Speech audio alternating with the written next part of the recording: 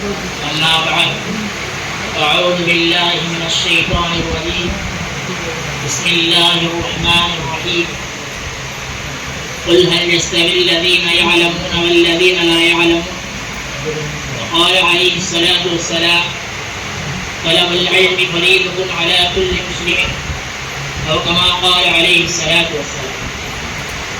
میرے عزیز ساتھیوں، آج میں اس پروقار محفل میں ایک ایسے موضوع پر لب کشائی کرنا چاہتا ہوں جس کی بنا پر اللہ تعالیٰ نے انسان کو تمام مخلوقات پر فضیلت دی ہے اور اس کو اشرف المخلوقات کا ترجمہ دیا ہے. جی ہاں، اس سے میری مراد علم ہے.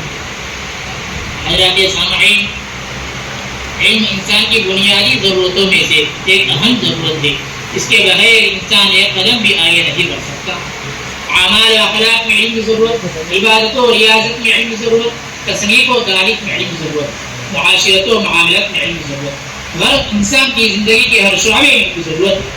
جیسا کہ قل هل يستوي الذين يعلمون والذين لا يعلمون، کہ محمد آپ کہہ دیجئے کہ جاننے والے نہ جاننے والے برابر نہیں ہو سکتے. اس لیے علم ہی وہ روشنی ہے جس نے آدم علیہ السلام کو ملائکہ پر فضیلت بخشی. علم ہی وہ روشنی ہے جس نے انسان کا شکل مخلوقات بنایا.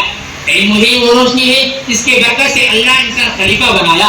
علم ہی وہ روشنی ہے جو انسان کو جہالت کی تاریکوں سے نکال کر رشد و ہدایت کے جالے میں لا کھڑا کرتی. علم ہی وہ روشنی ہے جس سے انسان سیدھا راستہ جانتا ہے. علم ہی وہ روشنی ہے جس سے انسان اللہ سے کلام ہوتا ہے. علم ہی وہ روشنی ہے جس کے بارے میں نبی اکرم صلی اللہ علیہ وسلم نے فرمایا فضل العالم علی العابد کفضل القمر لیلۃ البدر علی سائر الکواکب. علم ہی وہ روشنی ہے جس کو سیکھنے سے اللہ بھی راضی ہوتا ہے. علم اس کے کیمیا ہے جو زمین کے ذرے کو آسمان کا تارا بنا دیتا ہے. علم ہی وہ قیمتی نعمت ہے جو انسان کو وحشت بربریت سے نکال کر عدل و انصاف کا راستہ دکھلاتا ہے. علم و دولت عظمی ثروت لا فنا ہے جو خرچ کرنے سے کبھی گھٹتی نہیں. سچ کہا ہے کسی شاعر نے رضینا قسمت الجبار فینا لنا علم وللعداء مال فإن المال يفني عن قریب وإن العلم باق لا يزال. یقیناً مال فنا ہونے والا ہے، علم باقی رہنے والا ہے.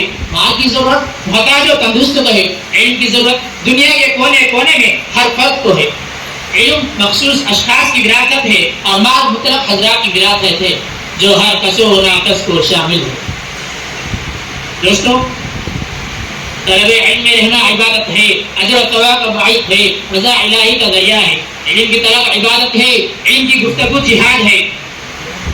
سچ کہا ہے کسی شاعر نے پگھلنا علم کی خاطر مثل شمع زیبا ہے.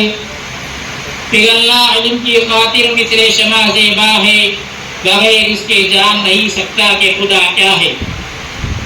لہذا ضرورت ہے کہ اس بات کی کہ حصول علم میں انتھک محنت کے ساتھ اس کے سارے تقاضوں کو بجا لائے اور مکمل استقامت اور تواضع کے ساتھ اخلاص کو اپنایا جائے تاکہ دین و دنیا میں کامیابی سے امکنار ہو.